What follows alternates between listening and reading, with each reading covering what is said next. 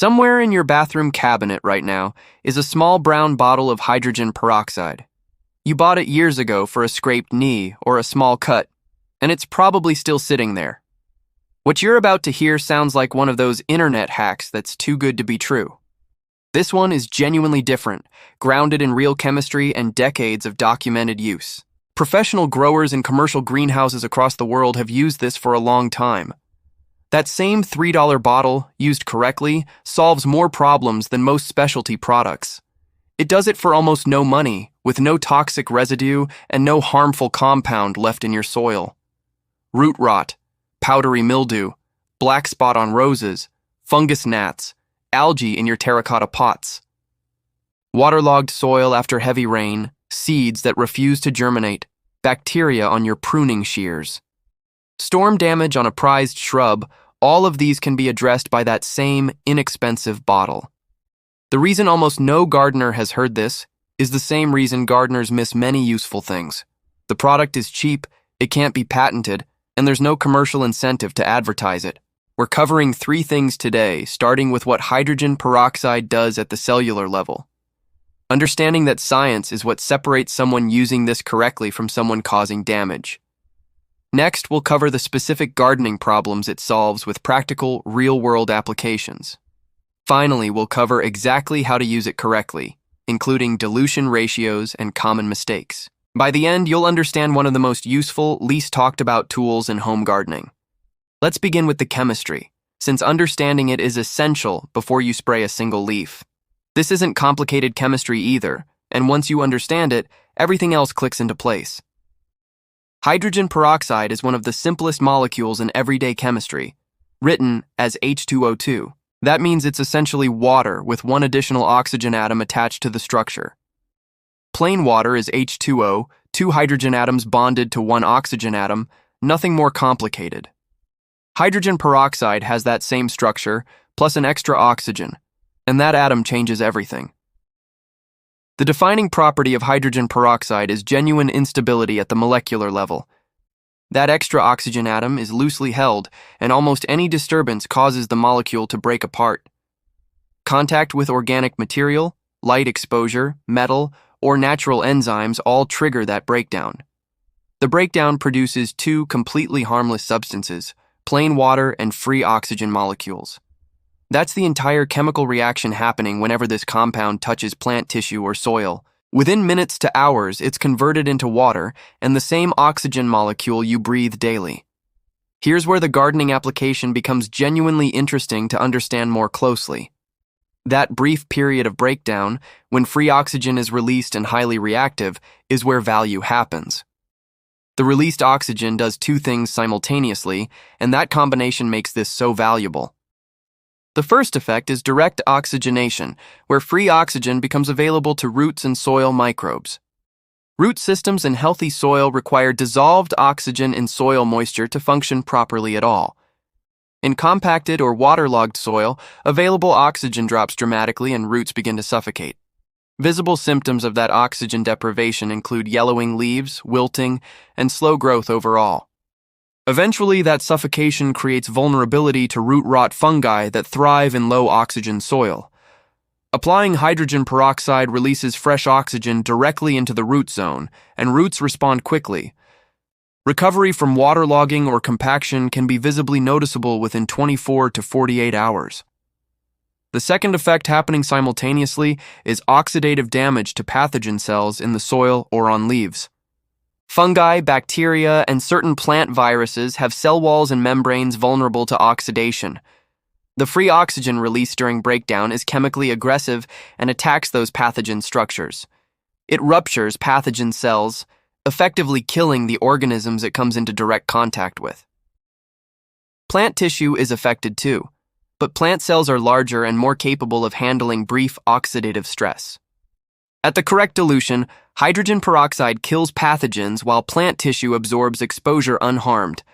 That selective effect, destroying harmful organisms while host tissue survives, is genuinely valuable.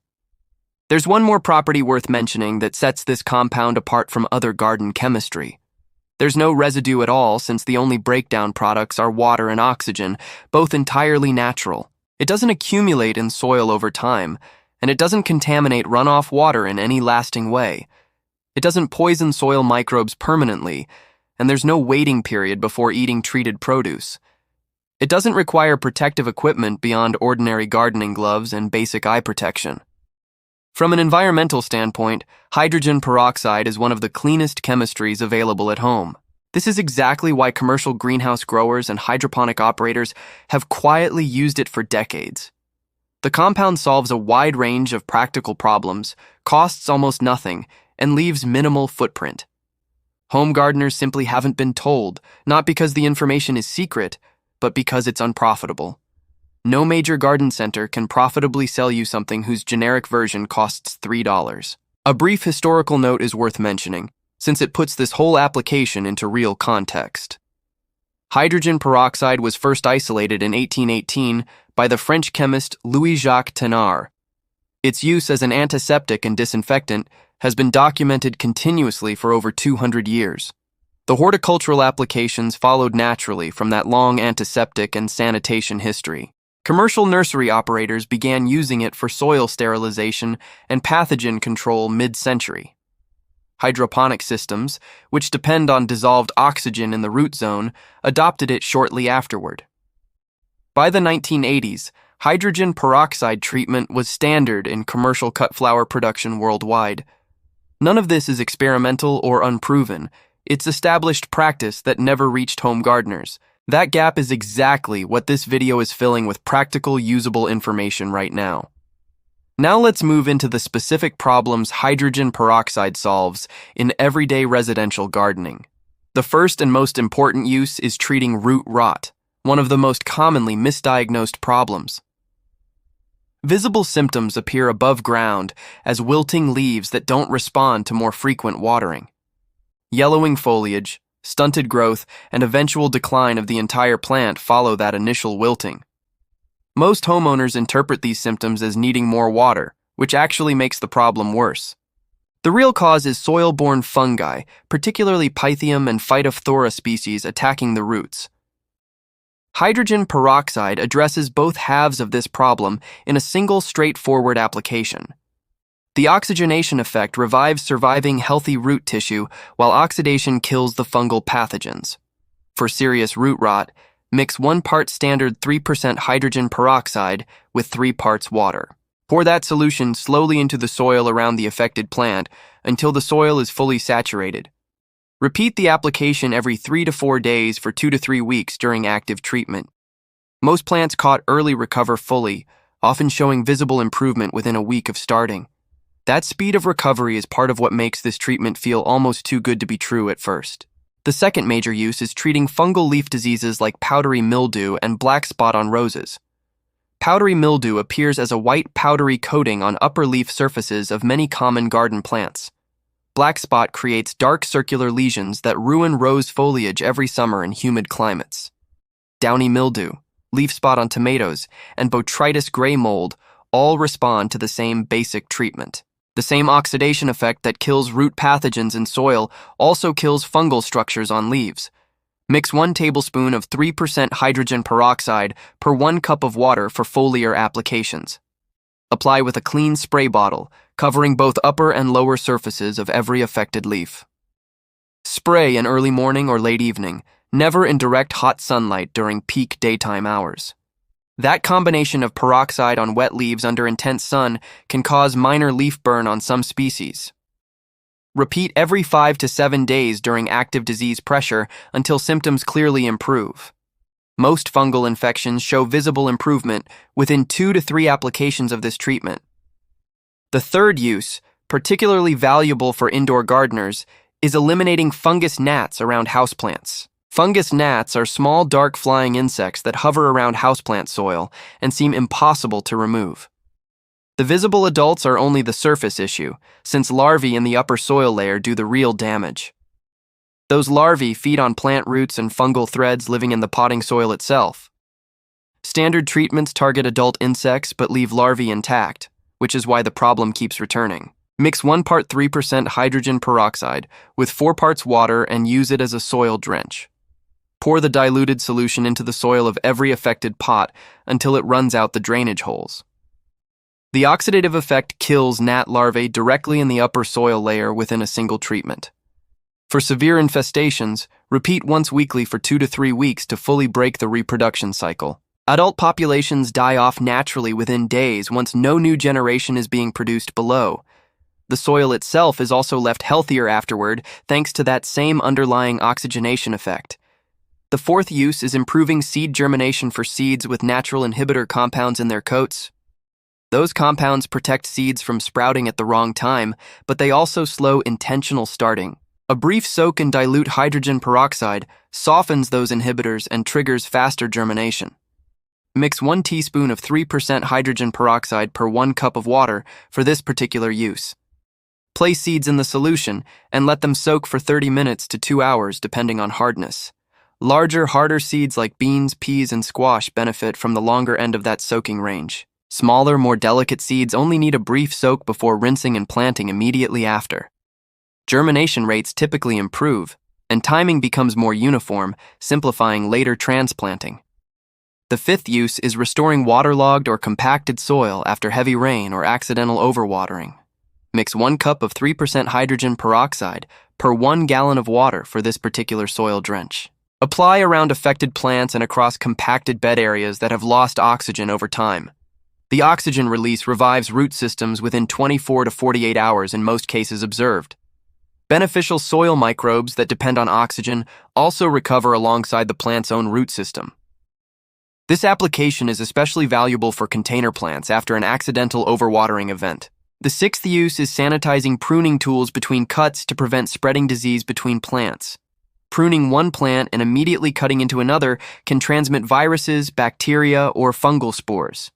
Most home gardeners are unaware of this risk, while professional growers always sanitize their tools. Keep a small spray bottle of full-strength 3% hydrogen peroxide near your gardening tools. Spray the blades briefly between cuts on different plants, especially across different species entirely. Wipe with a clean rag afterward, letting the peroxide oxidize any pathogen cells on the blade surface. This simple habit eliminates one of the most common sources of unexplained disease in home gardens. The seventh use is cleaning containers and pots between plantings to remove accumulated residue. Clay and plastic pots build up algae, mineral deposits, and pathogen residue on their inside surfaces. Reusing a pot without cleaning lets those organisms attack a new planting before it can establish. Soak used pots in 1 part. 3% hydrogen peroxide to 3 parts water for 30 minutes. Rinse thoroughly with plain water afterward, leaving pots completely sanitized and ready for reuse. This single step significantly improves success rates with houseplant propagation and seed starting. The eighth use, which surprises many home gardeners, is treating wounds and damage on living plants. When a storm breaks a branch or a deer strips bark, that open wound becomes vulnerable to infection. Pruning cuts and animal damage both create the same kind of vulnerable, exposed plant tissue. Dab full-strength hydrogen peroxide directly onto the wound using a clean cotton swab or soft brush. It sanitizes the exposed tissue without harming the surrounding healthy plant material nearby. Allow the wound to dry and heal naturally afterward, without any additional treatment needed. This simple step dramatically reduces infection-related plant losses after physical damage events. The ninth use is controlling algae growth in bird baths, water features, and plant saucer trays. Anywhere standing water sits near plants for more than a few days, algae will eventually establish. That green slimy buildup in saucers, or dark film in bird baths, responds well to this treatment. For a bird bath or small water feature, add roughly 1 tablespoon per gallon of water weekly.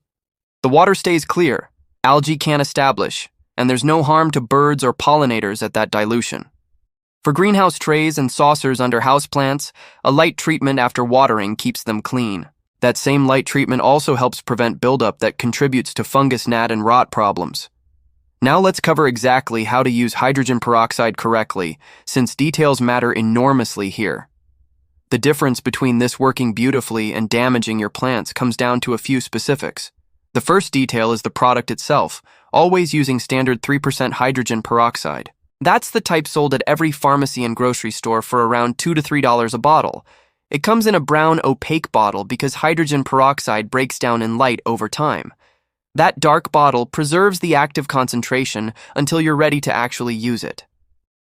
3% is the safe, effective concentration for nearly every application covered in this video. If you see a recipe calling for higher concentrations, treat that advice with genuine caution.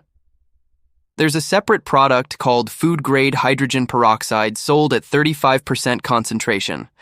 That's a vastly stronger chemistry requiring extreme dilution, and it can cause serious chemical burns. There's no scenario where a home gardener needs that concentration for residential gardening purposes. The standard 3% pharmacy product is correct for every single application in this video.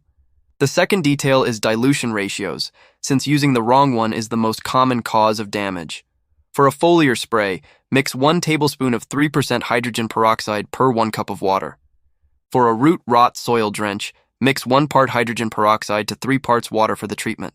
For a fungus gnat soil drench, mix 1 part hydrogen peroxide to 4 parts water instead. For seed soaking, mix 1 teaspoon of hydrogen peroxide per 1 cup of water for the solution. For sanitizing pots, use 1 part hydrogen peroxide to 3 parts water in a soaking solution. For sanitizing pruning tools and treating wounds, use the product full strength without any dilution. The third detail is timing, since foliar sprays should always go on in early morning or late evening. Never apply in direct hot midday sun, since that combination can scorch sensitive leaf surfaces. Ferns, begonias, and some young vegetable plants are especially prone to that kind of minor leaf scorch. Cool, overcast days work fine for spraying, while hot, bright afternoons should generally be avoided. For soil drenches, timing is more flexible since sunlight doesn't reach below the soil surface directly. Cooler parts of the day are still generally preferable even for those underground applications. The fourth detail is frequency, since foliar sprays should be applied no more than once per week. More frequent spraying can stress plant tissue and damage beneficial microbes living on leaf surfaces. Drenches for active root problems can go on every 3 to 4 days during the treatment period. Once the problem resolves, those drench applications should be suspended rather than continued indefinitely. Hydrogen peroxide is genuinely a problem-solving tool, not something meant for routine maintenance use. The fifth detail is spot testing on sensitive plants before treating them more broadly across the board. Some plant species and cultivars are more sensitive to the oxidation effect than others by nature. Before spraying a valuable or unfamiliar plant, test a small section of just 1 leaf first. Spray that test area, wait 24 hours, and check carefully for browning, spotting, or dieback. If the leaf looks fine the next day, the rest of the plant can generally be treated safely too. Ferns, succulents, certain orchids, and tropical houseplants particularly benefit from this careful step. The sixth detail is knowing what not to combine hydrogen peroxide with during the same treatment day.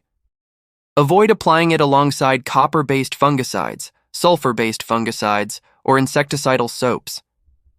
Horticultural oils should also be kept separate, since these products can interact unpredictably together. That interaction can sometimes cause leaf damage neither product would cause when used entirely alone.